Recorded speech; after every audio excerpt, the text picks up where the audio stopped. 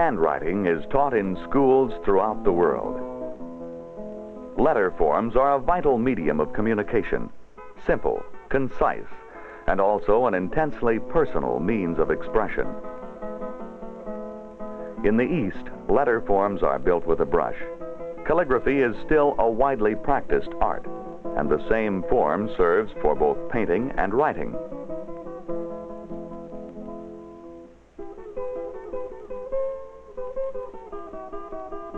The written word can dramatize and preserve man's best thought and highest hopes. The history of letter forms parallels the history of Western man.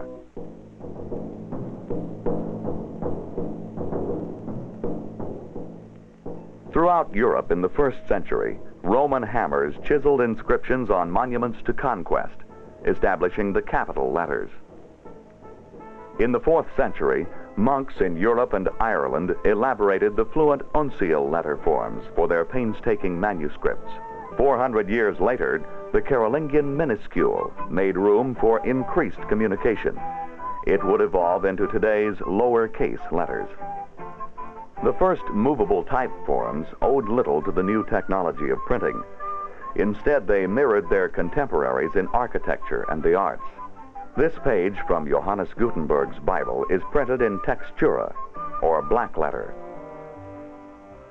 The sophisticated Renaissance of the 16th century developed the chancery, or cancellaresca.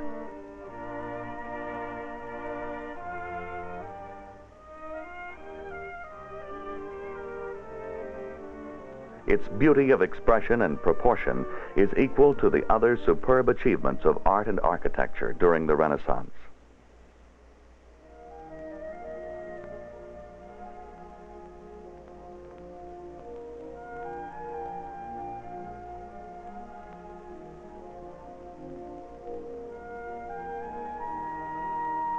This old tower near Frankfurt, Germany, was built in 1460, just about the time when Gutenberg was printing his books only 25 miles from this scene in nearby Mainz. Here today, a leading designer carries on the creative evolution of the alphabet. In quiet seclusion, Hermann Zapf continues the historic traditions of lettering as he creates the newest forms for the computer. Zapf began lettering at 18. Self-taught, he spent years studying historic forms and perfecting techniques. He believes the present is rooted in the past, and we must know the sources of art if it is to be coherent. He does not believe in slavish copying. He believes the past should be transformed into art for our time. For Hermann Zapf, lettering and typography are two-dimensional architecture.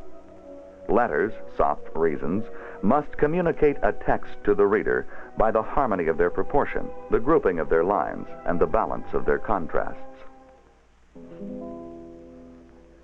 On a recent visit to the United States, Hermann Zapf sought to acquaint artists at Hallmark Cards with his gentle but demanding art.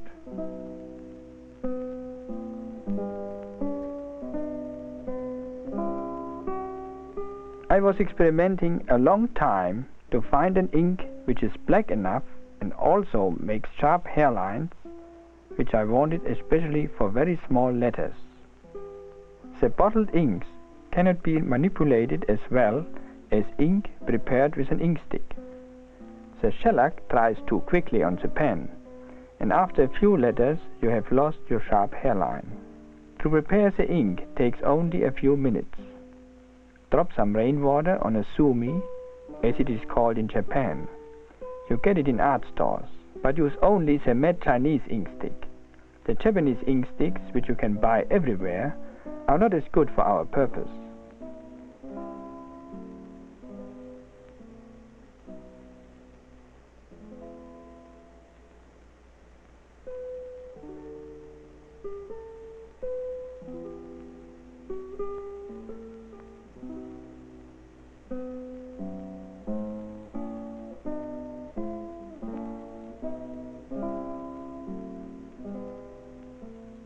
Fill only the nib of the pen with a small bristle brush.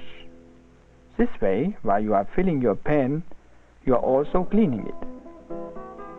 It is very important to hold the pen in the correct way.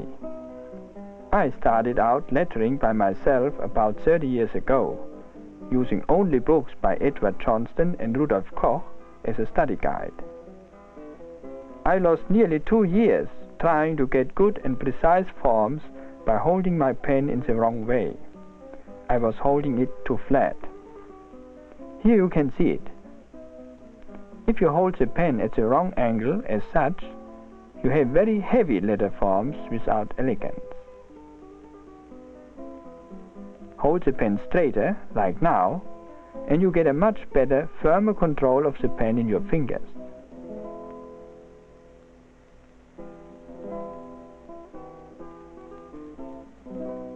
We normally work on a flat or nearly flat table. In the past, writing desks were used like this one in the engraving by Albrecht Dürer, showing Erasmus of Rotterdam.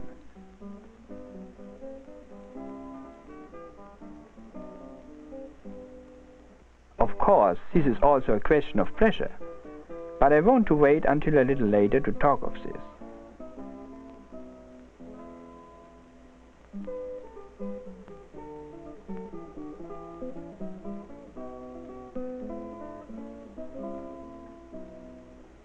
The K figure 4, which we use for simplifying the historical development, we use now for our first demonstration with a broad edge pen.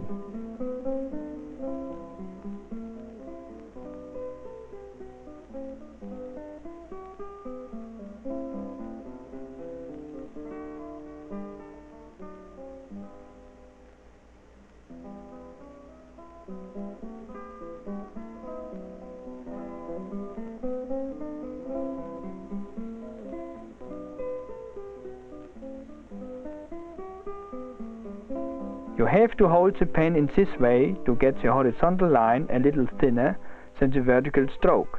If you get the figure 4, like this one here, then your hand and your pen are in the correct position.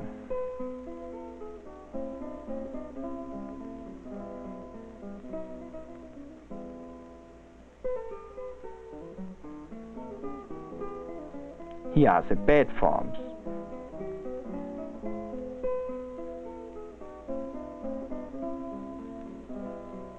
I think the surface of the paper you use is very important. If the surface is too smooth, you may have trouble in controlling your pen. It is like walking on ice. On the other hand, the paper should not be too rough. Mostly I would choose handmade paper, which is good sized, or a hard finish paper. For a calligraphic page, you want and need crispness and a little life in the lines of the characters. The writing should not be done on a hard desk. You need a little cushioning on your working surface. For instance, blotter paper or a tablecloth with an even surface. If you use the pressure during the writing, as I told you before, you will get the necessary resistance from the paper, which you need and like after some experience. I use German broad-edge pens, especially made for lettering. They are very good and they last for years. But of course it depends much more on your ink. If you use fountain pen ink, the steel gets bad after a short time.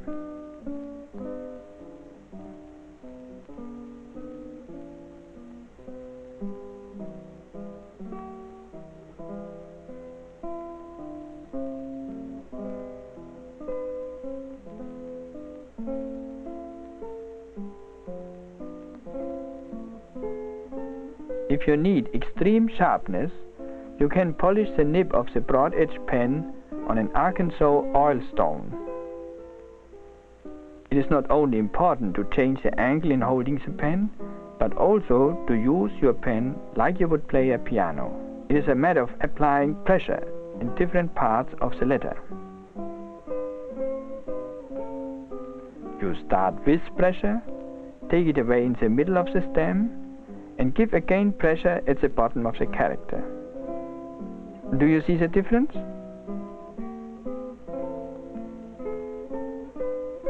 Here you can see this very well.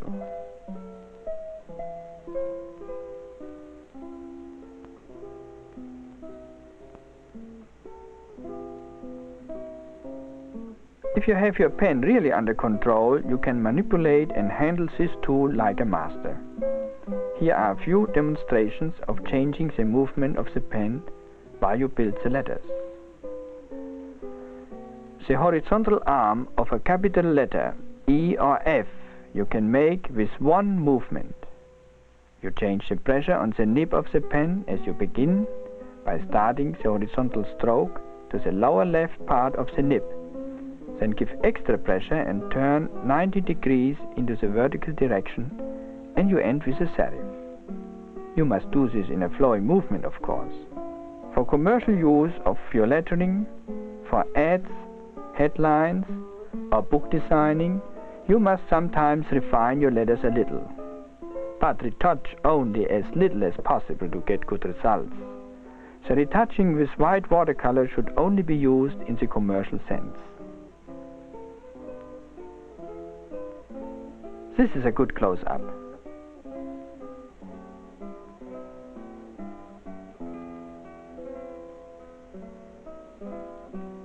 The lower arm of the letter is done in the same way. Instead of going down, the pen turns upwards, but also with a manipulation of changing pressure.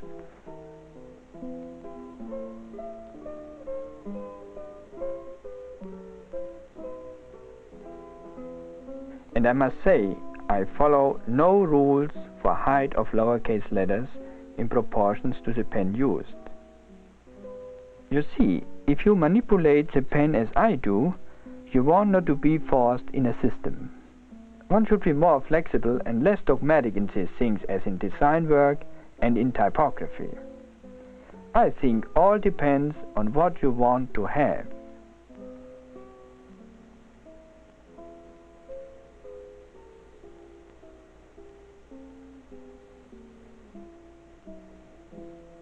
Notice here, without changing pens, I can make very thin lines also. And on the other side, with a small pen, you can actually draw letters with your pen. You can capture every detail, so you build the characters like you use a pencil or a ballpoint pen.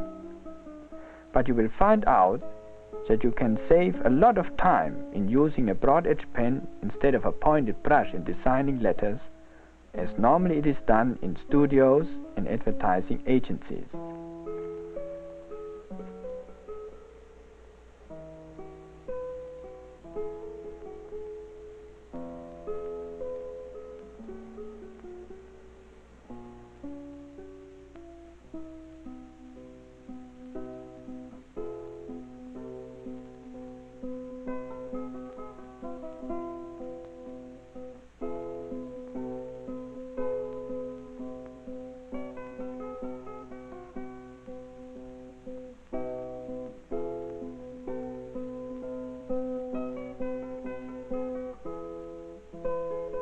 You need always more control for the smaller letters. Don't forget, the form you have in your head should come to the paper. Nothing should come out and be a surprise.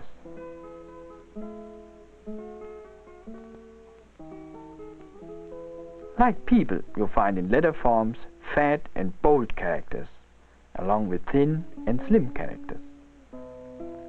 The ballpoint is a good exercise in how the individual can remove the lack of confidence in one's own ability. You should really use it in this way.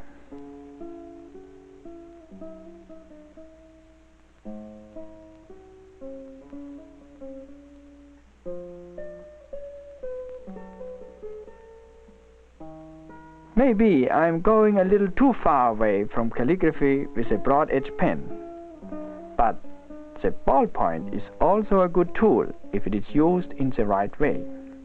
With a simple ballpoint you can make sketches for layouts as I show you here.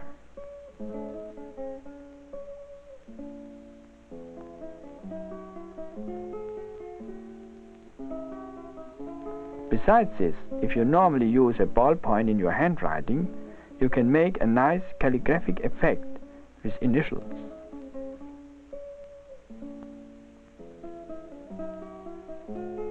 You can also make Spencerian with a ballpoint if you use a very thin one or in a free calligraphic arrangement like this.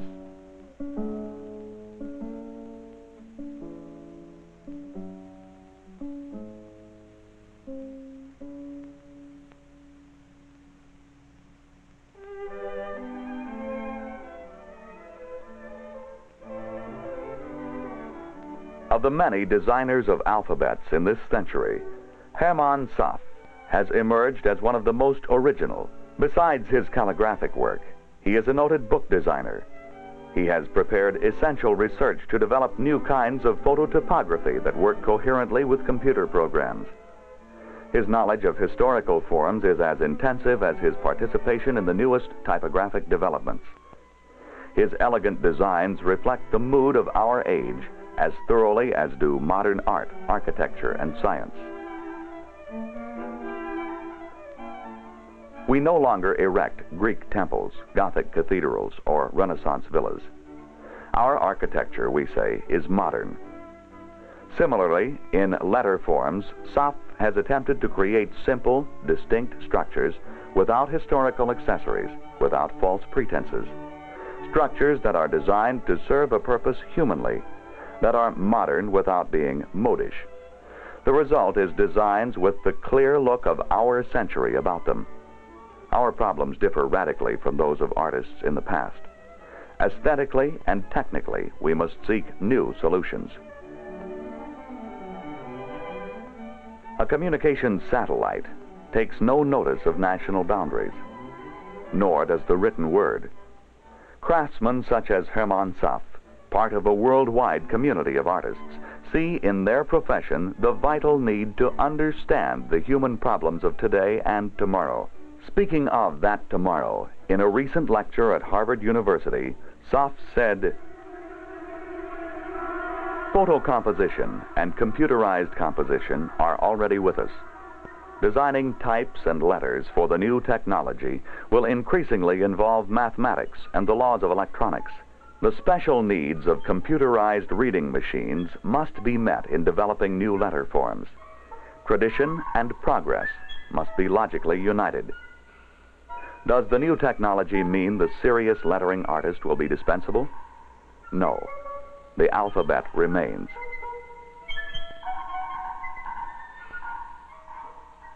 But we will have new tasks to learn. Learning them, we must take time to observe the world around us and remember, above all, the artist's challenge. To ensure, despite technology and mass production, that beauty is never lost.